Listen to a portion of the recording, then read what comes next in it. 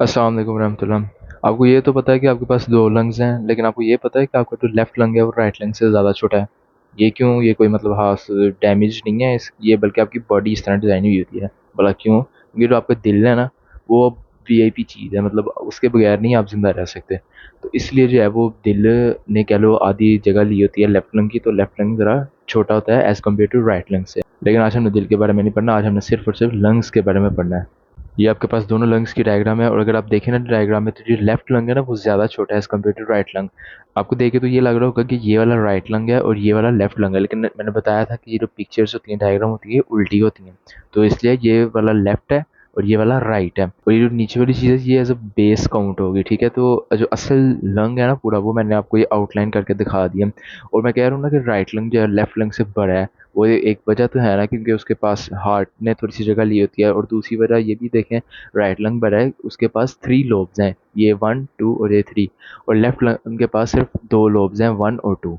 यानी right lung के पास 3 lobes हैं और लेफ्ट लंग के पास सिर्फ 2 लोब्स हैं। इसके अलावा लंग्स के नीचे ना एक थिक मस्कुलर चीज़ होती है जिसको हम डायफ्रागम कहते हैं। इसकी जो डिटेल है, इसकी जो फंक्शन है ना, वो हमने मैकेनिज्म ऑफ ब्रीथिंग में देखना है, अभी सिर्फ इसका इंट्रो है।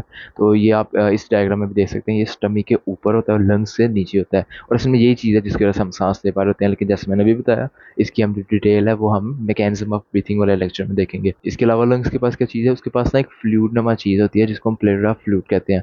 वो क्या करती है, वो उसको उसने ना पूरी लंग्स को रैप करके रखा होता है।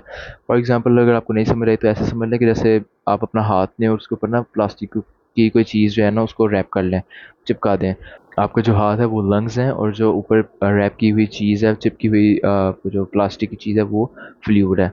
तो बिल्कुल इसी तरह जो है वो उस फ्लूइड ने, जो जिसका नाम प्लेरा फ्लूइड है, उसने लंग्स को पूरा जो है ना रैप किया होता है। और ये असल में करता है क्यों रैप किया हुआ है, क्योंकि आपको पता है हमने 20,000 बार जो है सांस लेनी होती है, यानी 20,000 बार जो है हमारे लंग्स ने कभी कॉन्ट्रैक्ट होना है, कभी रिलैक्स होना है।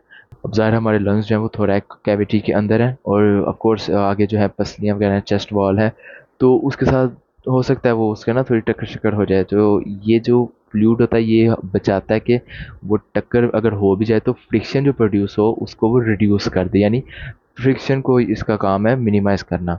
आज के लिए इतना ही काफ़ी। आज सिर्फ हमने लंग्स को हल्का सा पढ़ना था, तो जो अगला लेक्चर होगा वो ब्लड सर्कुलेशन होगी कि वो कैसे होती है लंग्स में, तो वो नेक्स्ट लेक्चर में होगा। तब तक के लिए आप अपना ख्याल रखें और मुझे अपनी दुआ में याद रखें। खुदा हाफिज़।